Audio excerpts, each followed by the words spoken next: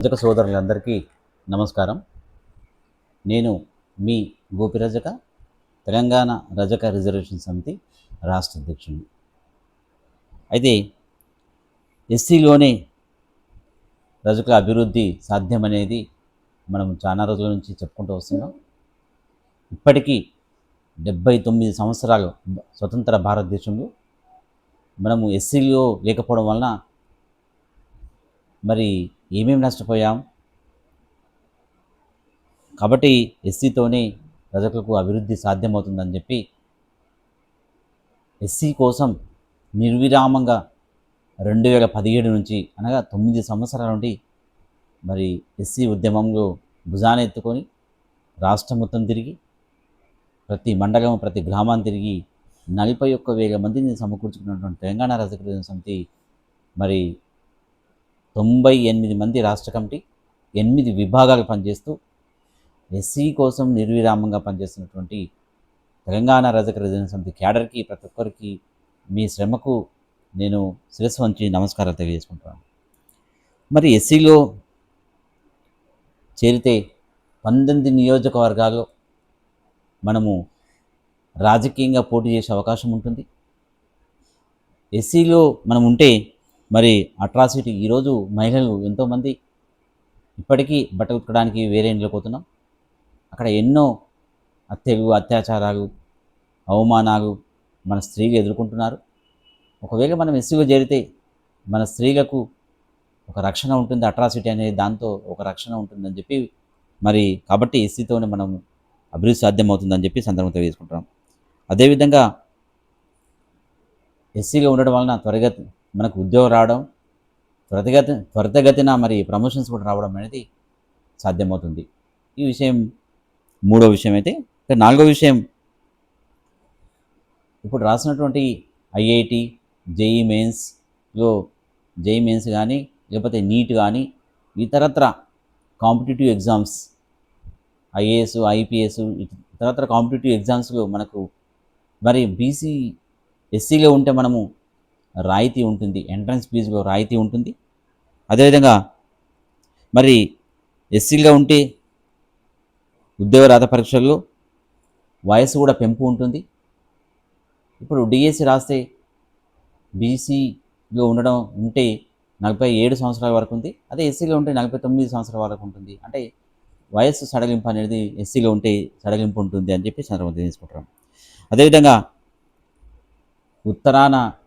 ఉత్తర భారతదేశంలో 18 రాష్ట్రాలు ఎస్సీలుగా ఉండి మరి దక్షిణ భారతదేశంలో 11 రాష్ట్రాలు ఓబీసీలుగా ఉండడం అనేది ఒకే కులవృత్తి చేసిన దేశవ్యాప్తంగా ఒకే కులవృత్తి చేసినటువంటి ఏకైక కులం రజకులు. కాబట్టి మరి ఈ ఒకే కులం వృత్తి చేసినప్పుడు భిన్న రిజర్వేషన్ ఉండడం అనేది సామాజిక న్యాయం కాదు. ఇది కొంతవరకు మరి దక్షిణ భారతదేశంలో వివక్షతకు గురవుతున్నాం, అంటరాంతనానికి గురవుతున్నాం.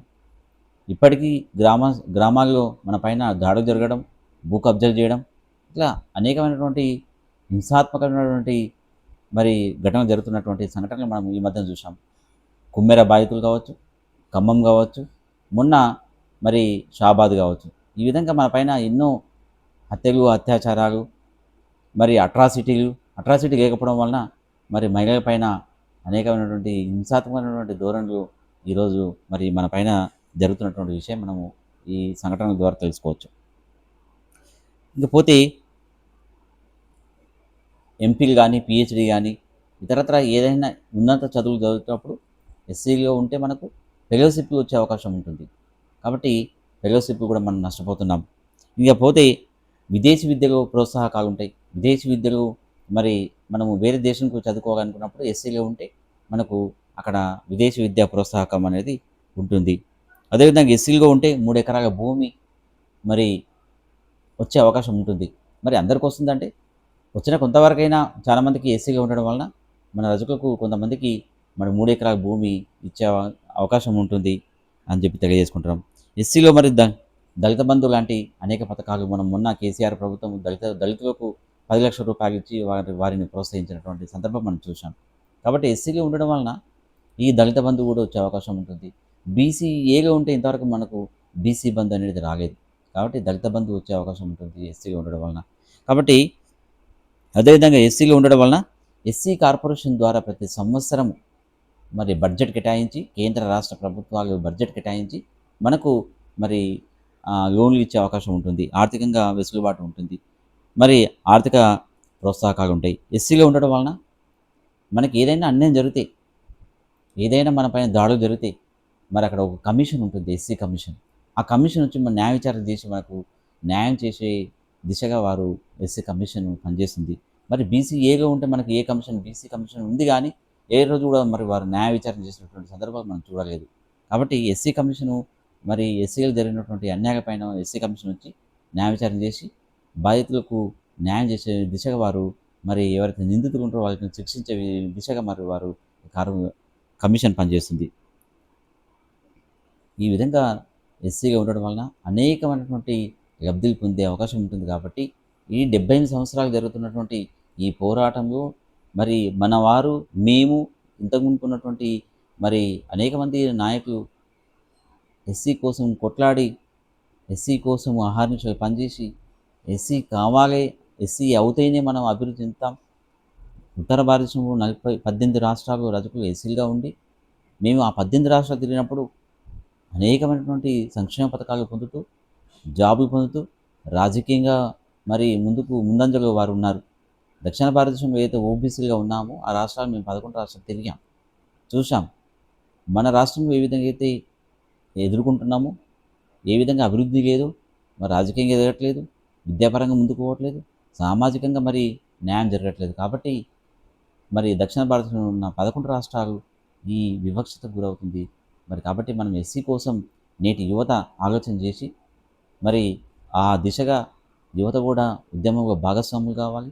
మేధావులు, మహిళలు, వృత్తిదారులు, వృత్తిదారుల యొక్క సంక్షేమం కోసం రేవంత్ రెడ్డి గారు 2016 మరి డిసెంబర్ 26 తారీఖు రోజు మరి రజకుల సంక్షేమం కోసం బడ్జెట్ కేటాయించాలని చెప్పడం జరిగింది.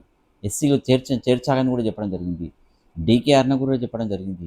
రాహుల్ గాంధీ కూడా చెప్పడం జరిగింది. మరి ఈనాడు ముఖ్యమంత్రిగా ఉన్న రేవంత్ రెడ్డి గారు కూడా చెప్పడం జరిగింది. మరి ఎంపీలు కూడా పార్లమెంట్లో చెప్పడం జరిగింది. కవిత గారు మరి మన ఎమ్మెల్సీ శాసనమండలి కూడా చెప్పడం జరిగింది. ఈ విధంగా రజకులకు ఎస్సీలు అయితేనే వారు పురోగతి ఉంటుంది, లేదంటే వారు తిరోగతిగా ఉంటారు.